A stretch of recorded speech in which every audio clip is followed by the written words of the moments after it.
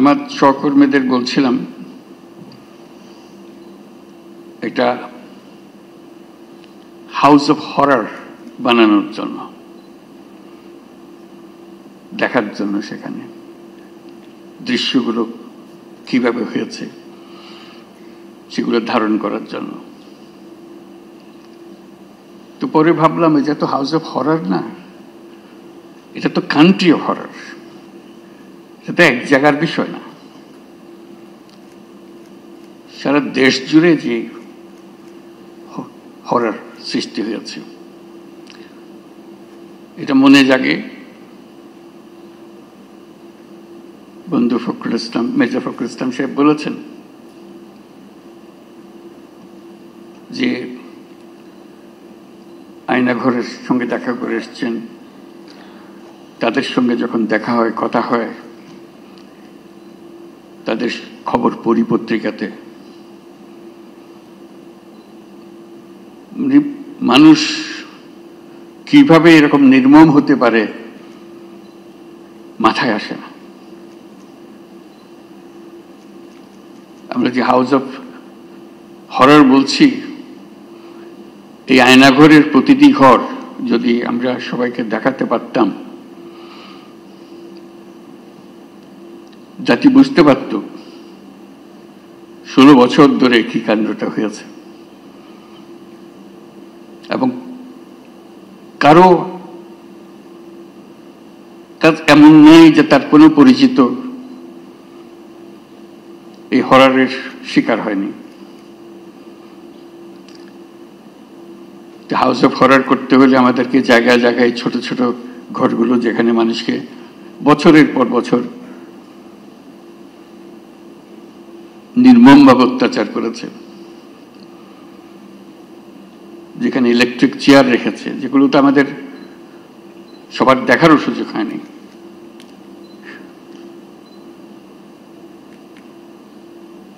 সেই কাহিনীগুলো মিলে আমরা আমাদের এই বাংলাদেশ, এখন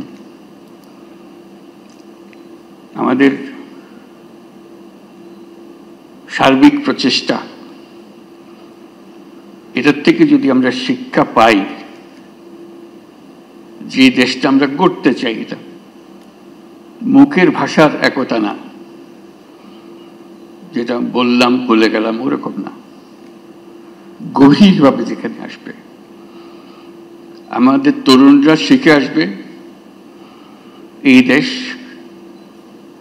একেবারে নতুন করে বানিয়ে আনতে হবে। এটা উপরই একটা প্রলেপ দেওয়ার পরিবর্তন না,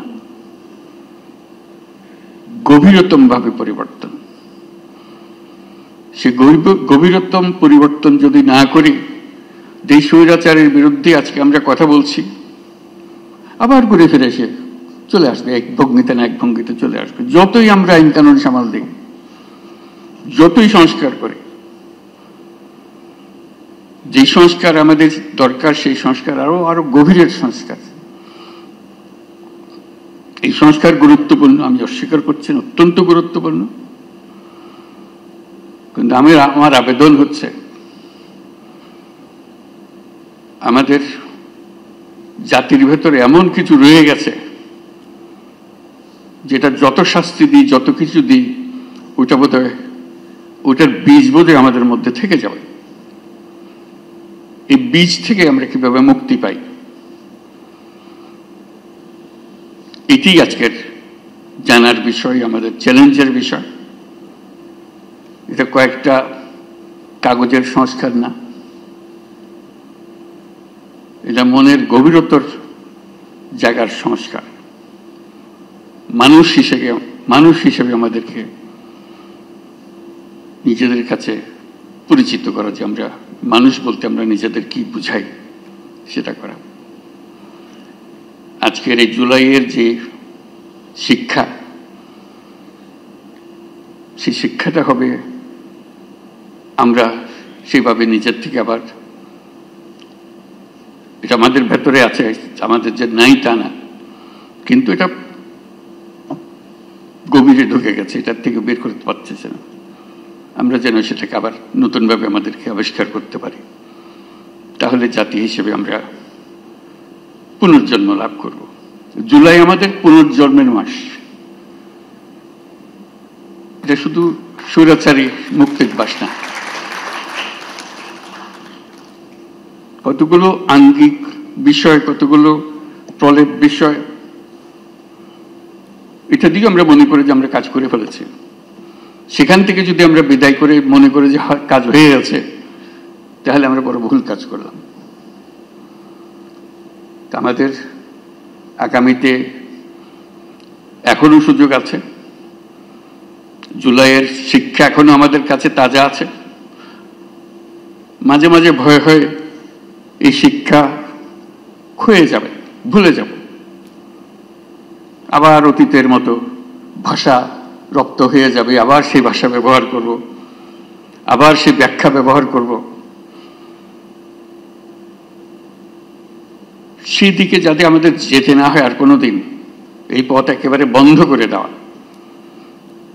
এই পথের কোনো ঠিকানা আমরা যাব না, আমাদের নতুন পথ রচনা হবে, সেই পথের দিকে আমরা যাব, সেই আমাদের কমিটমেন্ট। আজকে জাতিসংঘ যে ভূমিকা পালন করেছে সেটা স্মরণ করার জন্য আমরা এখানে এসেছি, তাদেরকে ধন্যবাদ দেওয়ার জন্য এসেছি।